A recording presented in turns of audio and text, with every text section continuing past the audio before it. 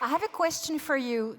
Did you learn something for the people who've been around for 2 hours, 2 good hours, and for the people who just joined? Did you learn something? Okay. Were you intrigued by anything? Did you think that some of the stuff that was said to you was clearly impossible or wild? Okay, good. Not so much of impossible. Okay, good. Next up, food transition. China is paramount in the massive global challenge, both in access, quality, and overall impact. I give you Albert, please.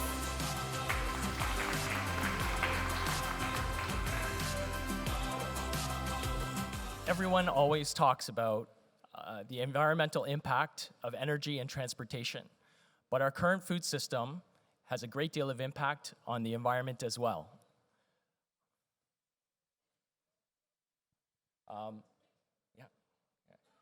In particular,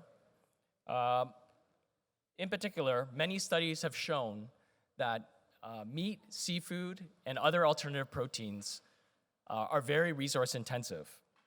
And the history of the world is, the richer countries get, the more animal protein they consume. This growing demand for meat and seafood is stressing the world's environmental limits. At the center of this issue is China. China, as a single country, consumes 26% of the world's meat and 45% of the world's seafood, as one country alone. But that's only half the story. Per capita, an average Chinese citizen only consumes half as much meat as an average American or European. As in China, as incomes continue to rise, we're going to see more and more meat consumption, just like history of most countries, leading to stress, environmental stress, and more greenhouse gas emissions that will affect us all. So what will China do to solve this issue in the coming decades? At Dow Foods, we believe in the power of entrepreneurship and innovation. Globally, there have been many advancements in food technologies that are 90 to 95% more sustainable in terms of greenhouse gas emissions, land usage, and water usage. However, in China, this is a massively underinvested area. In the innovative food space, the investments in China represent only 3.5% of the global totals, but we're trying to change that. So far, Dow Foods has invested in 23 exciting, mission-driven entrepreneurs that are trying to make change.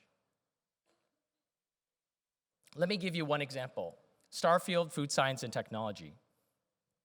Their superpower has been working with large food chains across China, such as KFC, Luckin Coffee, and Dicos. These chains have deep consumer knowledge of consumer preferences, and Starfield works with them to co-create exciting plant-based options that they can roll out through their restaurants. They have over 10,000 restaurants all across China, and test these with consumers. But this is only one company. Dow Foods was Starfield's first angel investor, and we've been excited to see their growth, especially through their subsequent seed, Series A, and $100 million Series B. Our team, based in Beijing, Shanghai, and Canada, work with partners all across China and the rest of the world on one key mission, to find and support the best entrepreneurs. We understand that China is different, and it could be difficult for international investors. Some questions might be, how do you get money in and out of China? Or what are the tax implications? These are all important questions. In our first fund, which we domiciled in the British Virgin Islands, we worked with 11 LPs to work through these issues and to constantly navigate the ever-changing global investment landscape. So I have a challenge. For those of you who are climate and environmental investors with a global mandate, please consider China, because if you aren't, you're missing a big piece of the puzzle. So I thank you for your time. Albert. Questions? Yes, the gentleman in the back. Thank you. Thank you. From your experience, yeah, I'm here. From your experience, to which argument Chinese population is more sensitive to when it comes to a shift in the food consumption? Is it climate argument? Is it animal ethics or else maybe? I'm curious. Yeah. Can you repeat the beginning of the question? We have a hard time hearing you from here. So China, the Chinese population, to which arguments they are most sensitive to? The sensitivity of the consumers. Sure. Yes. Yeah. Thank you. I think the diets in China have been rapidly changing over the last few decades. And I think that there's a push towards more healthy foods.